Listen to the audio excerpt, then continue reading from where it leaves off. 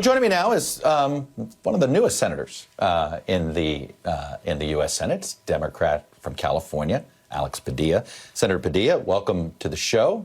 Let me ask you about the counterproposal there.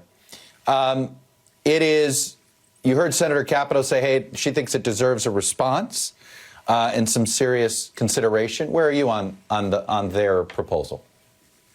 Well, good to be back with you, Chuck. And look, here's my response. We just saw this playbook just a couple of months ago when President Biden proposed a very ambitious, comprehensive American Rescue Plan. The only counterproposal that came from Republicans was a small fraction of the dollar amount, which we know is so urgently needed to respond to the COVID-19 pandemic. And now we're seeing it again play out in this infrastructure negotiation.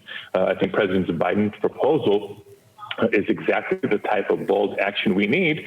And it's beyond disappointing to see that it's a much smaller price tag that the Republicans are countering with.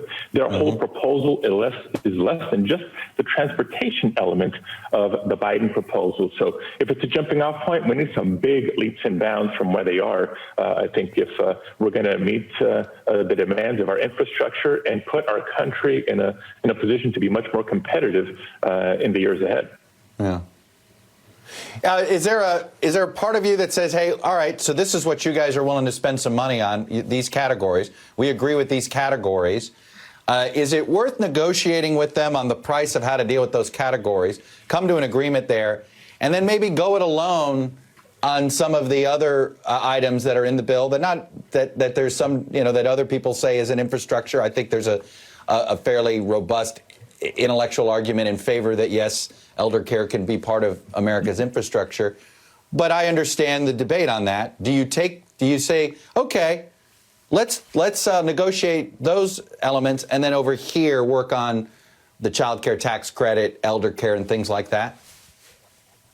Look, that might be the route. What's very helpful in this process is the ruling from the Senate parliamentarian that's already been made and is already public that push comes to shove, Democrats can once again, just like we did with the American Rescue Plan, act on a 50+1 vote basis to get this done. But we'll let the efforts at bipartisanship continue just a little bit more.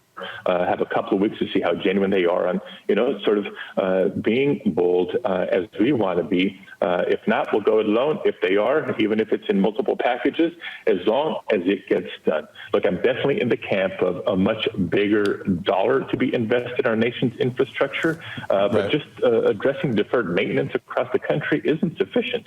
We have an opportunity that we have to take a bite out of climate change, for example. And as the president has been saying, putting our infrastructure in a place to make sure America is competitive in a global economy for many years to come. In your inaugural speech in the Senate, you called for getting rid of the filibuster.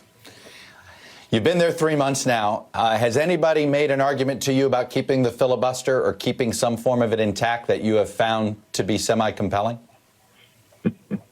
Nothing that I've found to be remotely compelling for keeping the filibuster. I think the last straw that I and others are waiting to see is, whether it's an infrastructure proposal that should be bipartisan, is desperately needed for the country, or maybe it's the protection of our fundamental voting rights, or common sense gun safety, or immigration reform. Once there's something that is a casualty on the floor of the Senate because of the filibuster, I think that might be the last straw to eliminate it, or at least reform it, so we can move on with the people's business. But we'll see when that first big test comes. I hope it's sooner rather than later, because the items on the agenda, it's a long list of what we need to do.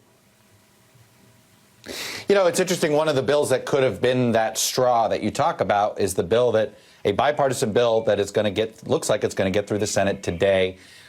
Focused on hate crimes, particularly in the wake of COVID, particularly the hate attacks on Asian Americans in this country. Look, Senator, this is one of those rare instances I said, my goodness, it's a bipartisan deal. It's going to get signed into law. Do you think it can create a habit, or is this a one-off?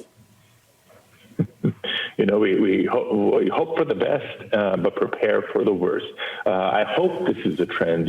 As you mentioned, I'm one of the newest senators, was sworn in on January 20th, just hours after the inauguration of President Biden and Vice President Harris.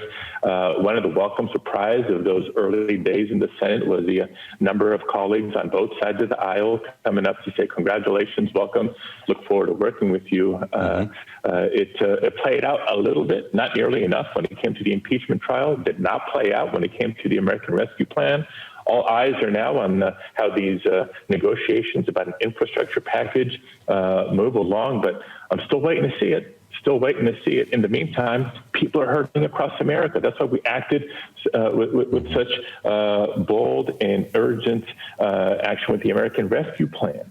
When it comes to these hate crimes, California is not just the most populous state in the nation, we're the most diverse state in the nation. The African American community, the Latino community, most recently the Asian American community is too often the victim of hate crimes. It requires a swift response, and to get tied up in Senate tradition or Senate rules is not acceptable. So we need to find ways to either work on a bipartisan basis sooner rather than later, or get rid of the filibuster and let's get the job done. Senator Alex Padilla, Democrat from California. I was glad to have you on here for the first time interviewing you as a senator, and I look forward to interviewing many more times. Thanks for being here. All right, Chuck. See you soon.